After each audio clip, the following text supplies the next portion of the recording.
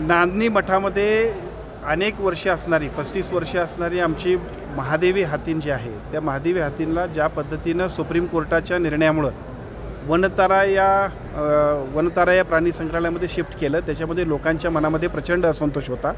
या सगळ्या असंतोषाचे प्रतिध्वनी सगळीकडेच कोल्हापूर जिल्ह्यातल्या सगळ्या नागरिकांमध्ये, सोशल मीडियामध्ये आणि केंद्र शासनाच्या म्हणजे विशेषतः संसदेमध्ये सुद्धा उमटले होते.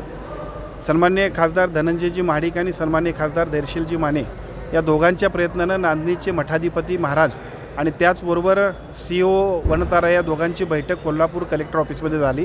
या बैठकीमध्ये अपेक्षित असणारं सुप्रीम कोर्टामध्ये जी काय आपल्याला ॲफिडेविट पाहिजे ते केंद्र शासनाच्या वतीनं करण्याबद्दल केंद्र शासनाला प्रयत्न करणं, वन विभागाला यासाठीची सूचना आणि यासाठीचे प्रयत्न आपल्या दोन्ही खासदारांच्या माध्यमातून आणि आम्ही सगळेजण करू.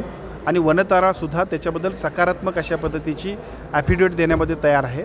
वनताराचं म्हणणं इतकंच आहे की सुप्रीम कोर्टानं शिफ्ट केल्यामुळं हा हाती आमच्याकडे आला आहे. आमचा याच्यामध्ये कुठलाही संबंध नाही. आम्हाला याच्याबद्दल कोणत्याही पद्धतीनं आवश्यकताही नाही, कारण त्यांच्याकडे ऑलरेडी 270 हत्ती आहेत. त्यामुळे अशा पद्धतीनं या हत्तीला जाणीवपूर्वक तिकडे नेणं वगैरे या गोष्टीशी त्यांचा काही संबंध नाही.